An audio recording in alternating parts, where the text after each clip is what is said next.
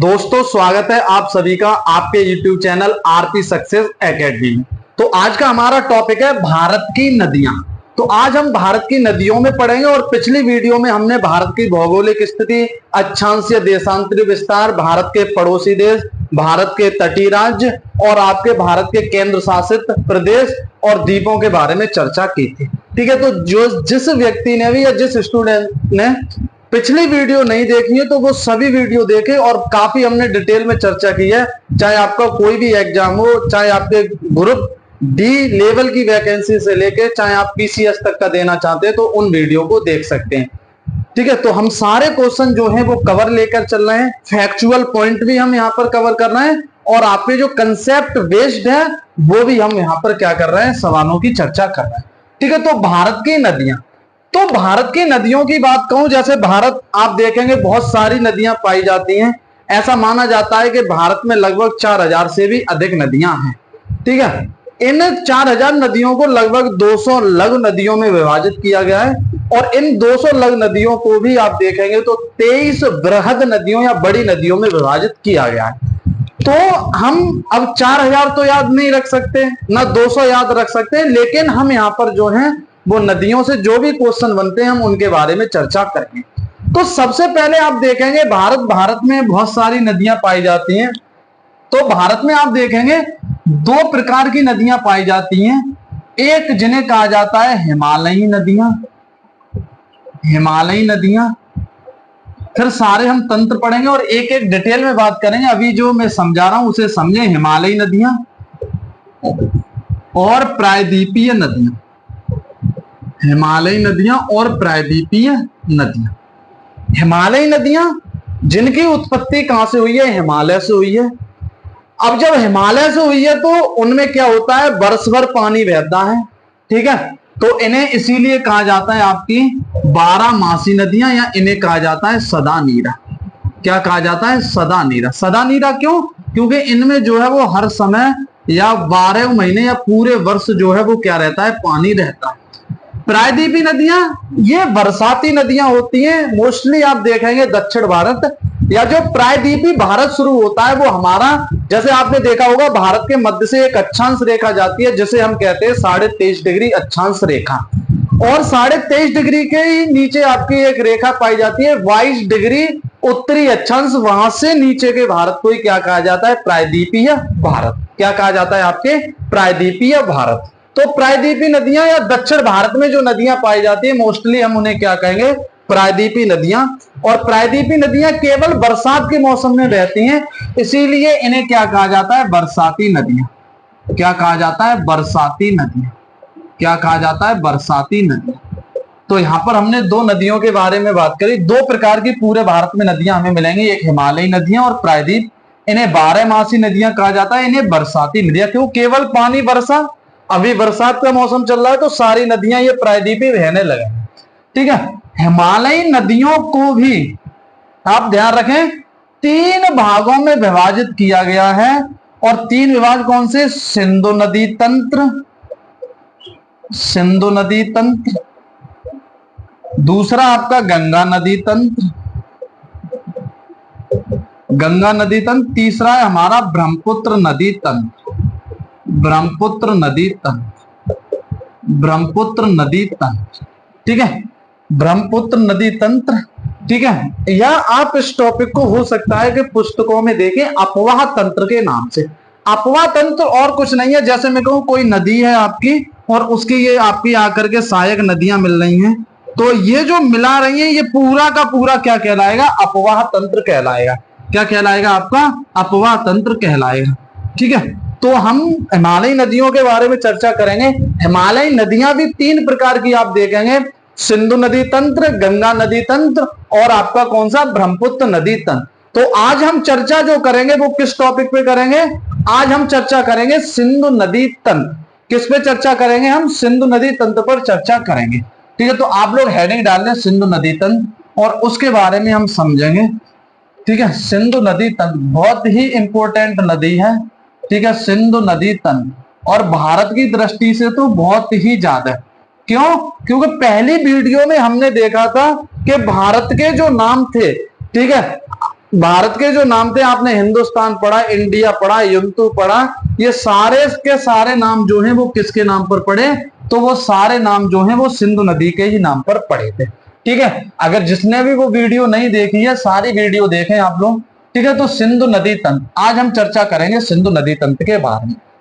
तो मैं कहूं, सिंधु नदी तंत्र जो है वो आप देखेंगे उत्तर भारत में एक केंद्र शासित प्रदेश है जहां पर बहती है, जिसका नाम क्या है? लद्दाख। लेकिन उसकी सहायक नदियां आप देखेंगे जम्मू कश्मीर में भी, पंजाब में भी और हिमाचल प्रदेश में पाई जाती हैं। ठीक है, इधर आप लद्दाख में देखेंगे, इधर कुछ आपके अफगानिस्तान बने हैं। तो हम पहले पूरी स्थिति को समझेंगे कि पहले सिंधु नदी क्या है, कहां से निकली, फिर उसकी हम सहायक नदियों के बारे में चर्चा करेंगे। जैसे मैं कहूं यहां पर, इसके लिए हमें आना होगा तिब्बत। तिब्बत में एक पर्वत श्रृंखला पड़ती है, तिब्बत में एक पर्वत श्रृंखला पड़ती है जिसे कहा जाता है कैलाश पर्वत श्रृंखला। कैलाश पर्वत श्रृंखला कहां पर? आपके तिब्बत, कैलाश पर्वत श्रृंखला। और कैलाश पर्वत श्रृंखला पर ही आप देखेंगे एक ग्लेशियर पाया जाता है जिसका नाम है चेमायुंगडुंग ग्लेशियर। क्या नाम है? Chemayungdung glacier, Chemayungdung glacier. या इसी ग्लेशियर को एक और पुस्तकों में नाम देखेंगे जिसे कहा जाता है बोखरचू ग्लेशियर।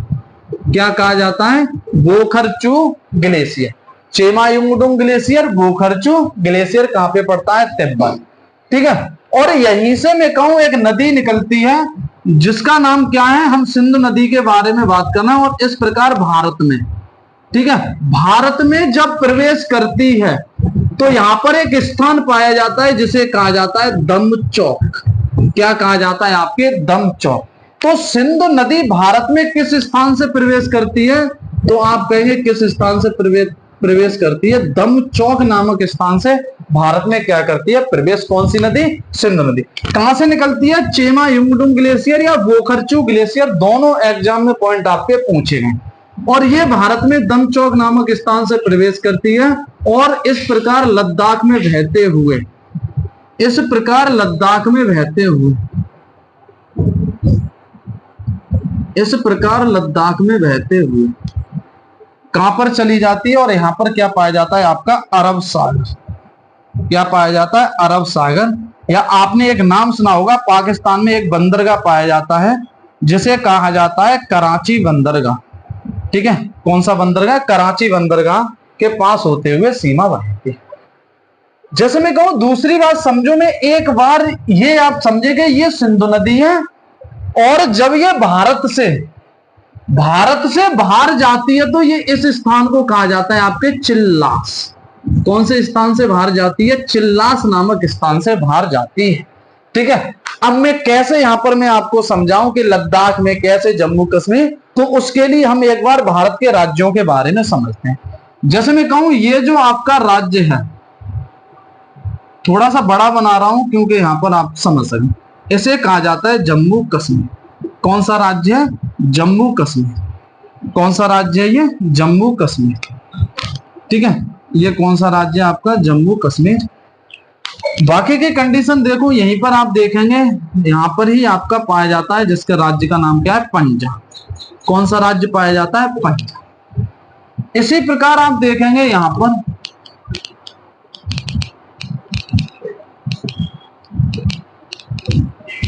पंजाब, और ये इस प्रकार जो है वो है आपका कौन सा? हिमाचल प्रदेश। कौन सा राज्य पाया जाता है? हिमाचल प्रदेश। ये और है आपका यहां तक लगा हुआ है हिमाचल प्रदेश। और ये जो है आपका क्या पाया जा रहा है? लद्दाख। ये किसकी बात कर रहे हैं हम लोग? लद्दाख। एक बार आपको समझना ये स्थिति, ताकि हम एक भी क्वेश्चन जो है वो हमारा यहां से न निकले। तो ये क्या थी? हमारी सिंधु नदी। सिंधु नदी, पहली बात तो ये हमें ध्यान रखनी है कहां से निकलती है? तो आप कहेंगे चेमायुंगडुंग ग्लेशियर से या बोखरचू ग्लेशियर से। किस स्थान से भारत में प्रवेश करती है? तो आप कहेंगे दमचौक। किस स्थान से भारत से बाहर जाती है? चिल्लास। और कहां पर मोहाना बनाती है? मोहाना मतलब जहां पे नदी गिर जाती है, समाप्त या समुद्र में मिल जाती है। तो मोहाना कहां बनाती है? तो आप लोग कहेंगे अरब सागर में मोहाना बनाती है। दूसरी बात मैं कहूं, अगर सिंधु नदी तो इसकी यहां से यहां तक ये कुल जो लंबाई है वो कितनी है? तो इसकी सिंधु नदी की कुल लंबाई है 2880 किलोमीटर। 2880 किलोमीटर कितनी है आपकी? 2880 किलोमीटर। और भारत में अगर इसकी लंबाई की बात करूं तो भारत में इसकी लंबाई है 1114 किलोमीटर। तो आप ध्यान रखेंगे सिंधु नदी की कुल लंबाई कितनी है? 2880 किलोमीटर। और सिंधु नदी की भारत में लंबाई कितनी है? 1114 किलोमीटर। कितनी है? 1114 किलोमीटर। अगली बात समझते हैं। जैसे मैं कहूं यहां पर अगर मैं देखूं तो एक पर्वत श्रृंखला पाई जाती है जिसे कहा जाता है काराकोरम। क्या कहा जाता है? काराकोरम। यहां पर एक पर्वत श्रृंखला पाई जाती है जिसे काटती भी है आपकी कौन सी नदी काटती है?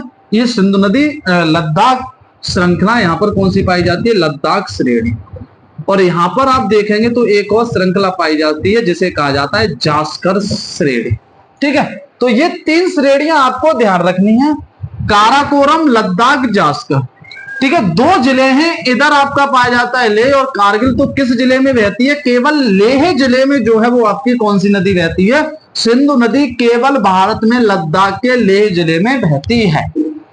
दूसरी बात में किन किन श्रृंखलाओं के मध्य आपकी सिंधु नदी बहती है? तो आप कहेंगे भैया लद्दाख और जास्कर श्रृंखलाओं के मध्य कौन सी नदी बहती है? सिंधु नदी बहती है।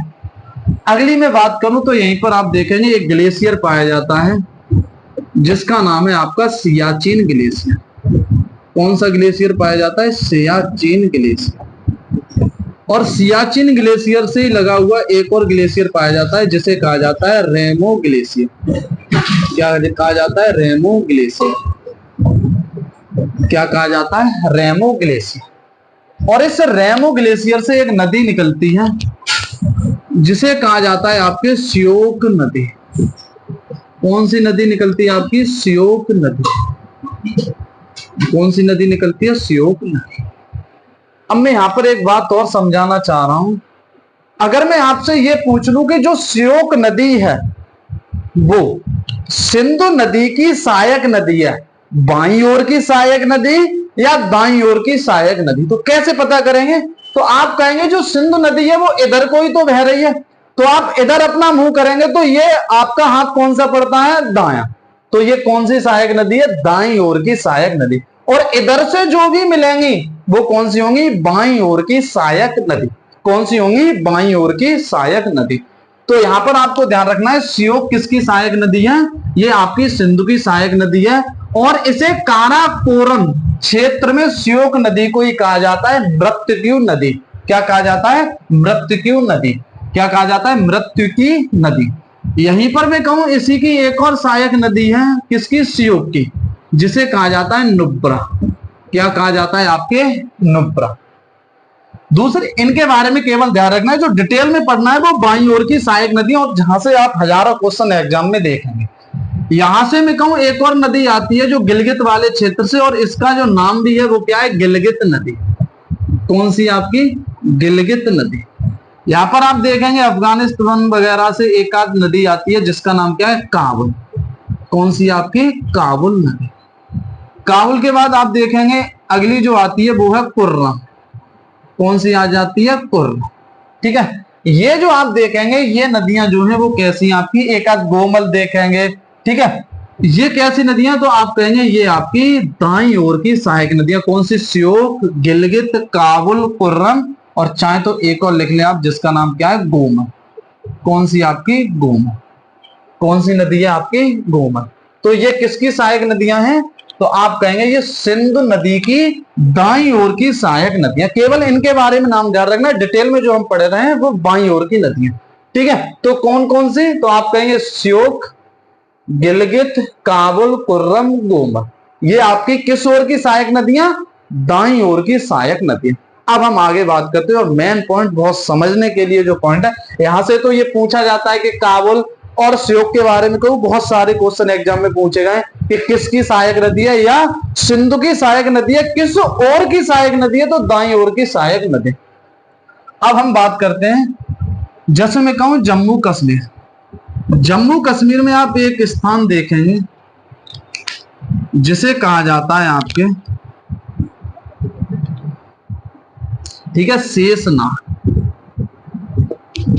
शेषनाग, शेषनाग जो बेरी नाग वगैरह, यहाँ पर शेषनाग स्थान या शेषनाग आप देखेंगे एक झरना, बेरी नाग झील वगैरह यहाँ पर पाई जाती है। और यहां से आपकी एक नदी निकलती है, और यहां से जो नदी निकलती है उसे कहा जाता है झेलम। कौन सी नदी? झेलम। और झेलम जो नदी है, जो झेलम नदी है वो आप देखेंगे पाकिस्तान, ये पाकिस्तान है, ये भारत, तो पाकिस्तान और भारत के बीच प्राकृतिक रूप से क्या बनाती है? सीमा बनाती है। ठीक है, यहां से कौन सी नदी निकलती है? तो आप कहेंगे झेलम, या झेलम का जो वेदों में नाम आप पढ़ते होंगे जिसका नाम क्या है? बेतस्ता। तो ये आप देखेंगे कि भारत और पाकिस्तान के बीच प्राकृतिक रूप से सीमा बनाने वाली नदी कौन सी है? झेलम नदी। कहां से निकलती है? शेषनाग से निकलती है। और शेषनाग कहां पर है? आपके जम्मू कश्मीर में है। ठीक है, यहां से एक पॉइंट और आप ध्यान रखिए, या मैं कहूं मुजफ्फराबाद से मंगला तक जो है ये क्या करती है? सीमा बनाती है, मुजफ्फराबाद से मंगला तक। यहां पर दूसरी बात में अगर आपको समझाऊं तो एक नदी आप और यहां पर ध्यान रख लीजिएगा जिसे कहा जाता है किशन गंगा। तो झेलम की प्रमुख सहायक नदी जो कौन सी है वो है आपकी किशन गंगा। कौन सी है? आपकी किशन गंगा। ठीक है, आगे बढ़े। तो ये कैसी चल रही है अब नदियां? अगर आप इधर मुंह करेंगे तो ये वाला जो हाथ है इधर वाला, ये कौन सा पड़ता है? बायां, तो बाईं ओर की सहायक नदी।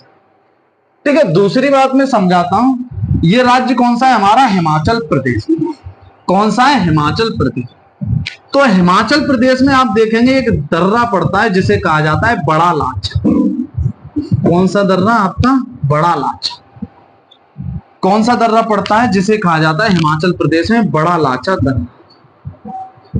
और बड़ा लाचा दर्रा से, बड़ा लाचा दर्रा और बड़ा लाचा दर्रा से दो नदियां निकलती हैं, एक चंद्र और एक भागा।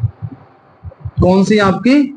ये चंद्र और भागा। बड़ा लाचा दर्रा से दो नदियां निकलती हैं, चंद्र और भागा। जब ये दोनों नदियां मिल जाती है, कौन सी? चंद्र और भागा, तो एक नदी बन जाती है जिसे क्या कहा जाता है? चिनाब नदी। क्या कहा जाता है? चिनाब नदी। और चिनाब आप देखेंगे तो सिंधु की सबसे बड़ी सहायक नदी है। और चिनाब में ही आके कौन सी नदी मिलती है? आपकी झेलम। कौन सी नदी मिलती है? आपकी झेलम। ठीक है, कौन सी नदी मिलती है? आपकी झेलम। चिनाब में ही आपके कौन सी नदी मिलती है? झेलम। ठीक है, तो चंद्र और भागा की सहायक, सॉरी, चंद्र और भागा की संयुक्त धारा को क्या कहा जाता है? चिनाब। या चिनाब किन दो नदियों का संयुक्त रूप है? तो आप देखेंगे चंद्र और भागा। चिनाब कहां से निकलती है? बड़ा लाचा दर्रा। या चंद्रभागा कहां से निकलती हैं? बड़ा लाचा दर्रे से निकलती हैं। ठीक है, और इसी चिनाब में कौन सी नदी आकर मिल जाती है? तो आप कहेंगे झेलम नदी।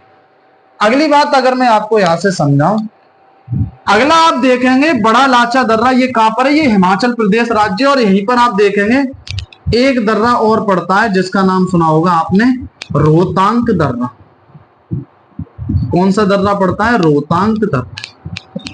कौन सा दर्रा पड़ता है? तो आप कहेंगे रोहतांग दर्रा। रोहतांग दर्रा। रोहतांग दर्रा ये भी कहां पड़ता है? हिमाचल प्रदेश। और रोहतांग दर्रे से एक नदी निकल के आती है जिसे कहा जाता है रावी नदी। जिसे क्या कहा जाता है? रावी नदी। और ये भी किस में जाके मिल जाती है? चिनाब। अभी सभी चिनाब में मिल रही है जाके, ये ध्यान रखें। इस नदी का जो नाम है वो क्या है? तो आप कहेंगे रावी। कौन सी नदी है? आपकी रावी। तो रावी कहां से निकलती है? रोहतांग दर्रे से निकल रही है। और रोहतांग दर्रे से निकलकर कहां पर मिल रही है? चिनाब में मिल रही है। अगली बात समझते हैं, और अगली बात बड़ी ही महत्वपूर्ण है। ठीक है, फिर हमें आकर कहां पर जाना होगा? तिब्बत में जाना। क्यों भैया? अभी हमने यहां पर झेलम पढ़ ली, चिनाब पढ़ ली और रावी। झेलम कहां से? शेषनाग, पुराना नाम झेलम का बेतस्ता। चिनाब चंद्र और भागा की संयुक्त धारा। और चिनाब का प्राचीन जो नाम है वो अस्किनी। रावी रोहतांग दर्रे से, और पुराना नाम है परसुडी। ठीक है, यहां पर आप देखेंगे तो यहां पर एक और झील पाई जाती है जिसे कहा जाता है राकस्ता। क्या कहा जाता है, राकसतान, या इसका ही नाम जो है वो है आपका राक्षसताल। क्या नाम है, राक्षसताल झील। कहां पर, तिब्बत। और जब ये भारत में प्रवेश करती है तो ये भी हिमाचल प्रदेश से प्रवेश करती है, और ये जो दर्रा पाया जा रहा है इसे कहा जाता है सिपकीला। अब आप कह रहे होंगे कि भैया दर्रा या पास, ये दर्रा क्या है, तो दर्रा ये कुछ और नहीं, दो पहाड़ों या पर्वतों के बीच में जो प्राकृतिक मार्ग होता है उसे क्या कहा जाता है, दर्रा। आगे बढ़ते हैं। तो यहां से आपकी एक नदी निकल के आती है, कहां से, सिपकीला दर्रा से। कहां से, सिपकीला दर्रा। कौन से दर्रे से होते हुए, सिपकीले दर्रे से होते हुए एक नदी निकल के आती है जिसे कहा जाता है आपके सतलुज नदी। कौन सी नदी आती है, सतलुज नदी। और सतलुज नदी भी जाकर किसमें मिल जाती है, चिनाब। ये जो नदी है ये कौन सी है, तो आप ये कहेंगे सतलज नदी। सतलज नदी जो है वो कहां से निकलती है, सतलज नदी निकलती है तिब्बत के राकसताल या राक्षस ताल नामक झील से निकलती है, और भारत में कहां से प्रवेश करती है, सिपकीले दर्रे से प्रवेश करती है। सिपकीला दर्रा कहां पर पाया जाता है, तो आप कहेंगे हिमाचल प्रदेश में पाया जाता है, और आप देखेंगे किस में जाके मिल जाती है, चिनाब। यहां पर मिल जाती है चिनाब। ठीक है, अगली में बात करूं, अगला देखेंगे रोहतांग दर्रे के ही पास एक कुंड पाया जाता है जिसे कहा जाता है व्यास कुंड। कौन सा कुंड पाया जाता है, तो आप कहेंगे इसे क्या कहा जाता है, व्यास कुंड। इसे ही क्या कहा जाता है, व्यास कुंड के नाम से जाना जाता है। ठीक है, कौन सा कुंड पाया जाता है, व्यास कुंड। और व्यास कुंड से एक नदी निकलती है जिसका नाम है आपके व्यास। कौन सी नदी निकलती है, व्यास। व्यास नदी हिमाचल प्रदेश के रोहतांग दर्रे के पास स्थित व्यास कुंड नामक स्थान से निकलती है, और ये जो है वो किसमें मिलती है, सतलुज में जाके मिलती है। किसमें जाके मिलती है, सतलज। और सतलज में जिस स्थान पर मिलती है उसे कहा जाता है हरिके नामक स्थान। कहां पर मिलती है, आपके हरिके नामक स्थान पंजाब में किसमें मिल जाती है, सतलुज नदी में मिल जाती है। ठीक है, अब ये आप देखेंगे सारी नदियां कहां पर मिल रही है, जाके चिनाब। लेकिन एक व्यास नदी जो है वो किसमें जाके मिलती है, सतलज। तो आप ध्यान रखेंगे झेलम नदी किसमें, चिनाब। रावी नदी किसमें, चिनाब। सतलज नदी किसमें, चिनाब। व्यास नदी लेकिन किसमें मिलती है, सतलज में। और ये जाकर के कहां पर मिल जाती हैं आपके, ये नदियां जो हैं वो सब अब जाके किसमें मिल जाती हैं, तो ये आपके ये सिंधु नदी में मिल जाती है। ये नदी कौन सी चल रही है हमारी, सिंधु नदी। कौन सी नदी है ये, सिंधु नदी। किसमें मिल जाती हैं, सिंधु नदी में जाकर मिल जाती हैं। और किस स्थान पर मिल जाती हैं, तो हम कहेंगे कि ये आप देखेंगे सिंधु नदी जो है, सिंधु नदी में मिलती है, वह स्थान का नाम है मिठानकोट। किस स्थान पर मिलती है, मिठानकोट नामक स्थान पर मिलती है। अब ये कितनी नदियां हो गई, झेलम, चिनाब, रावी, सतलज, ब्यास। कितनी नदियां हो गई, तो आप कहेंगे 5। इन्हीं 5 नदियों की भूमि को क्या कहा जाता है, पंजाब। क्या कहा जाता है, पंजाब। या पंजाब को अगर आप तोड़ेंगे तो पंजाब को हम तोड़ते हैं, या आपने हिंदी पढ़ी होगी तो इसे कहा जाता है पंजधन आब। पंजधन आब, लेकिन पंज को तो होता नहीं है तो ये किस में बदल जाता है, च में। तो पंचधन आब। अब आप कहेंगे ये पंच, पंच का मतलब समझ में आ रहा होगा 5। ये आब का मतलब क्या होता है, आब का मतलब होता है नदियों के बीच की भूमि। क्या होता है, नदियों के बीच की भूमि। तो 5 नदियों के बीच की भूमि को ही क्या कहा जाता है, पंजाब। ठीक है, तो आप ध्यान रखेंगे पंजाब। ये किन 5 नदियों की भूमि, तो झेलम, चिनाब, रावी, व्यास, सतलज। ठीक है, तो पंजाब को क्या लिख सकते हैं, पंचधन आब। पंच का मतलब 5, आब का मतलब होता है नदियों के बीच की भूमि। आपने सुना होगा 2 आब, 2 आब, 2 नदियों के बीच की भूमि। ठीक है, तो ये क्या थी हमारी, ये सिंधु नदी की सहायक नदियां, और उनसे महत्वपूर्ण प्रश्न थे। आगे बढ़े हम। तो एक बार आप मुझे बताइए ये समझ में आया आप लोगों के या नहीं। अब आप देख रहे हैं इसमें बहुत सारी कहानियां हो गई हैं, इसीलिए मैं आपको एक अलग से चित्र बना दे रहा हूं और समझा दे रहा हूं। ये इसीलिए मैंने यहाँ पर राज्य वगैरह का वर्णन किया ताकि आपको समझ में आता रहे कि कौन से राज्य में जाके क्या मिल रही है। अब एग्जाम में पूछा गया है सभी नदियां चिनाब में, कहां पर मिलती है, भारत में या पाकिस्तान में? तो आप ध्यान देंगे कि झेलम कहां, चिनाब में मिल रही है, लेकिन भारत से बाहर पाकिस्तान में। ठीक है, तो ये थी हमारी सिंधु नदी कहां से निकलती है, ठीक है, दमचौक नामक स्थान, सॉरी चेमायुंगडुंग ग्लेशियर या बोखरचू ग्लेशियर से निकलती है, दमचौक नामक स्थान से प्रवेश करती है और चिल्लास नामक स्थान से भारत से बाहर जाती है और यहाँ अरब सागर में कराची बंदरगाह के पास अपना क्या करती है, मुहाना। इसकी कुल लंबाई कितनी है, तो आप कहेंगे 2880 किलोमीटर। भारत में कितनी है, मात्र 1114 किलोमीटर। भारत के किस राज्य में बहती है, केवल लद्दाख, और लद्दाख में भी किस में बहती है, केवल लेह नामक एक जिला है, 2 जिले हैं लद्दाख में, एक लेह और कारगिल। ठीक है, किन किन श्रृंखलाओं के मध्य, तो ये लद्दाख श्रृंखला और जास्कर श्रेणी के मध्य में बहती है। ठीक है, दूसरी आप देखेंगे बाईं ओर की सहायक नदी है श्योक, जिसे काराकोरम क्षेत्र में मृत की नदी कहा जाता है।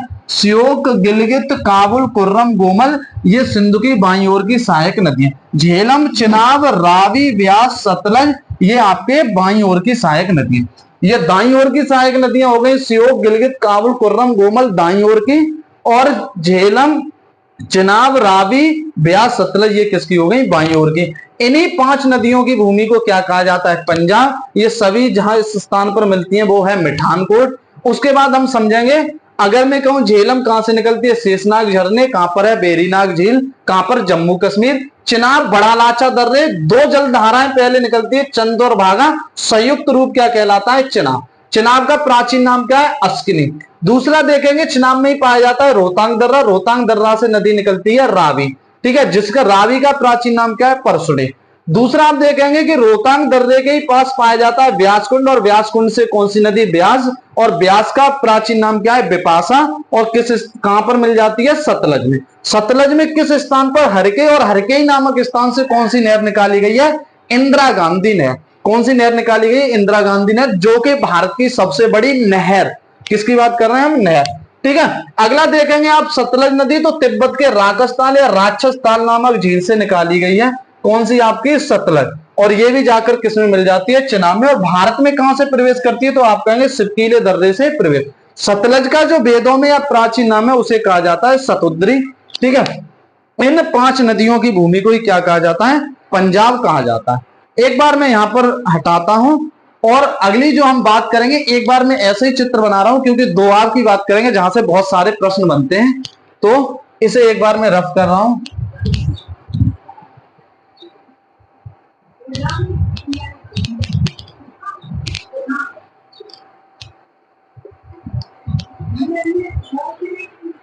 तो हमने क्या पढ़ा, एक नदी पढ़ी जो कहां से निकली थी भैया, तो आप कहेंगे ये चेमायुंगडुंग ग्लेशियर से निकल रही थी, या इसे ही कहा जाता है बोखरचू ग्लेशियर। बोखरचू ग्लेशियर से एक नदी निकल रही थी और दमचौक नामक स्थान से भारत में प्रवेश कर रही थी, और आपके कहां पर जाके अपना मुहाना बना रही थी। ठीक है, तो ये भारत में कहां पर मुहाना बना रही थी, इसी का नाम क्या है, सिंधु नदी। सिंधु नदी भारत में दमचौक नामक स्थान से प्रवेश करती है और चिल्लास नामक स्थान से बाहर जाती है। यहीं पर मैं कहूं नदियां हमने देखी थी, एक आपका रेमू ग्लेशियर से कौन सी नदी मिल रही थी, श्योक। दूसरा हमने देखा था कौन सी मिल रही थी, गिलगित, जो आप पीओके वाले क्षेत्र में पढ़ रहा था, चित्र देखेंगे तो गिलगित। फिर आपकी कौन सी, काबुल, काबुल। अगला आप देखेंगे कुर्रम, अगला आप देखेंगे नदी कौन सी, गोमती। कौन सी, गोमती। ये कहां पर मुहाना बना रही है, आपके अरब सागर। अरब सागर कहां पे मुहाना बनाती है, अरब सागर। यहीं पर हमने देखा था कि एक शेषनाग झरना, जो बेरीनाग झील, यहां से एक नदी निकल रही थी जिसका नाम था, जो भारत और पाकिस्तान के बीच प्राकृतिक रूप से सीमा बना रही थी, जिसका नाम क्या पढ़ा था हमने, झेलम। क्या पढ़ा था, झेलम। यहां पर हिमाचल प्रदेश में हमने एक दर्रा देखा था, बड़ा लाचा। कौन सा दर्रा देखा था, बड़ा लाचा, बड़ा लाचा। और यहां से 2 नदियां थी आपकी, एक चंद्र और एक भागा, चंद्र और भागा। ठीक है, चंद्र और भागा, ये आपके यहां से संयुक्त धारा इनकी क्या कहलाती थी? चिनाब। कौन सी कहलाती थी? चिनाब। और झेलम नदी किसमें मिल जाती है? आपके चिनाब।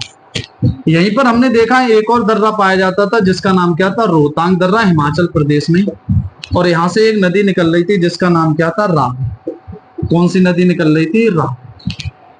दूसरा हमने देखा था कि एक राकस्ताल तिब्बत में झील थी, राकस्तान या जिसे कहा जाता है राक्षस ताल, दोनों ही नाम आपको एग्जाम में देखने को मिलेंगे तिब्बती। और सिपकीले दर्रे से, ये आपका कहां पर है? हिमाचल प्रदेश, सिपकीला दर्रा। तो ये सिपकीले दर्रे से होकर भारत में प्रवेश कर रही थी और ये भी किस में मिल जा रही थी? चिनाब। यहीं पर आप देखेंगे क्या पाया जा रहा था? ब्यास कुंड।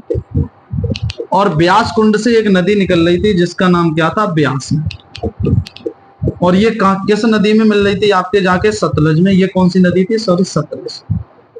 सतलज में किस स्थान पर? हरके नामक स्थान। और यहीं से इंदिरा गांधी क्या निकाली गई है? अब समझते हैं, हम इतनी बातें हमने की थी। अब मैं यहां पर एक बात समझाना चाह रहा हूं। ये आपकी दाईं ओर की सहायक नदियां, ये आपकी बाईं ओर, ये बाईं ओर की सहायक नदियां और ये दाईं।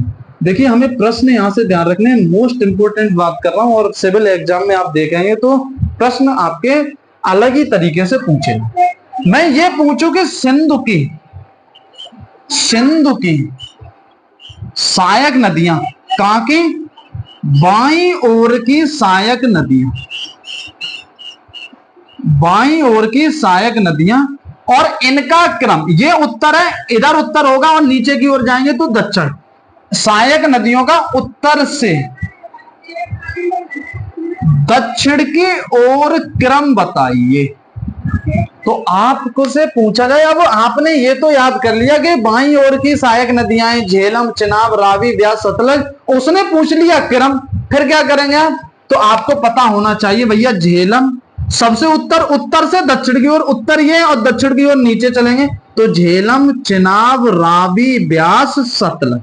ठीक है, कौन सा क्रम हो जाएगा? तो आप कहेंगे झेलम, चिनाब, रावी, ब्यास, सतलज।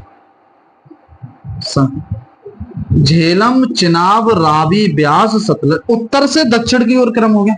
और ये भी एग्जाम में पूछा गया है कि दक्षिण से उत्तर की ओर क्रम बताइए, तो उल्टा हो जाएगा सतलज, ब्यास, रावी, चिनाब, झेलम। ये क्या है? सिंधु की सबसे बड़ी सहायक नदी, सबसे बड़ी सहायक नदी। दूसरी बात में हम आपको यहां से बताता हूं और एग्जाम के लिए आपको ध्यान रखनी है। अब एग्जाम में यह पूछा जाता है, जैसे मैंने अभी पंजाब बताया, 5 नदियों के बीच की भूमि को क्या कहा जाता है? पंजाब। पंच प्लस आब, आब का मतलब क्या होता है? नदियों के बीच की भूमि। अब यहां से यह भी पूछा जाता है दोआब के नाम बताइए। ठीक है, दोआब के नाम का मतलब 2 नदियों के बीच की भूमि। दोआब पूछ लेगा, सिंध और झेलम के बीच के नदियों की भूमि को क्या कहा जाता है? झेलम और चिनाब के दोआब को किस, दोआब 2 नदियों, दोआब को किस नाम से? चिनाब और रावी के बीच के दोआब को किस नाम से? रावी। और ब्यास के दोआब को किस नाम से? ब्यास। और सतलज के दोआब को किस नाम से जाना जाता है? तो आप ध्यान देंगे, दोआब। दोआब किसे कहते हैं ये मैं हटा रहा हूं यहां पर, अब आपको इसकी जरूरत नहीं है।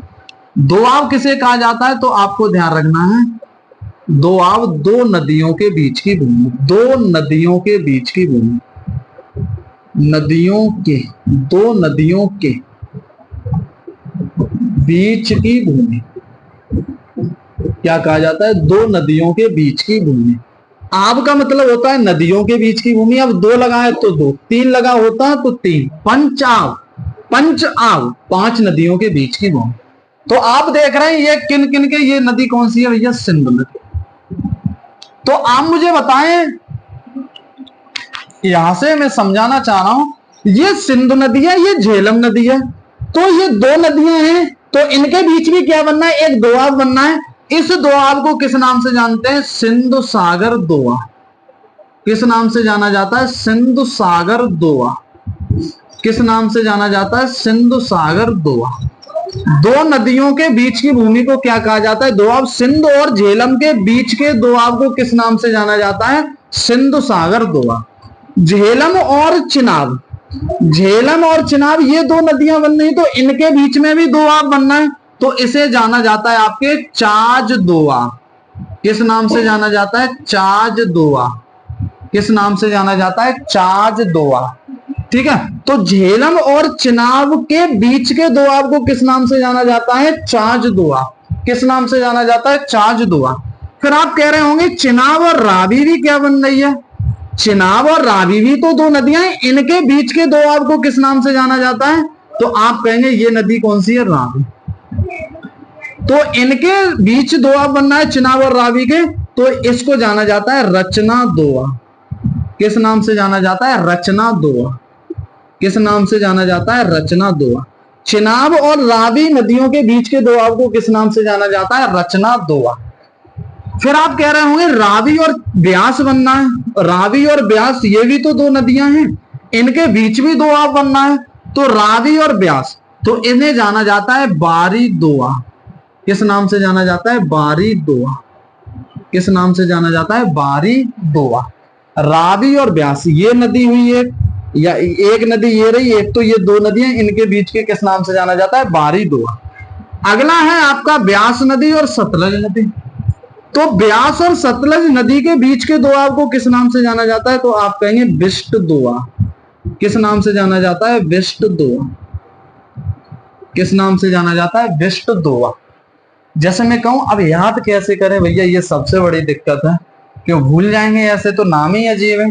तो मैं एक आपको तरीका बताता हूं। जैसे ये ध्यान रखें, सिंध और झेलम के बीच को सिंध, झेलम में पहला अक्षर देखेंगे आप जे बनेगा, और चिनाब में आप क्या देखेंगे? सी एच बनेगा।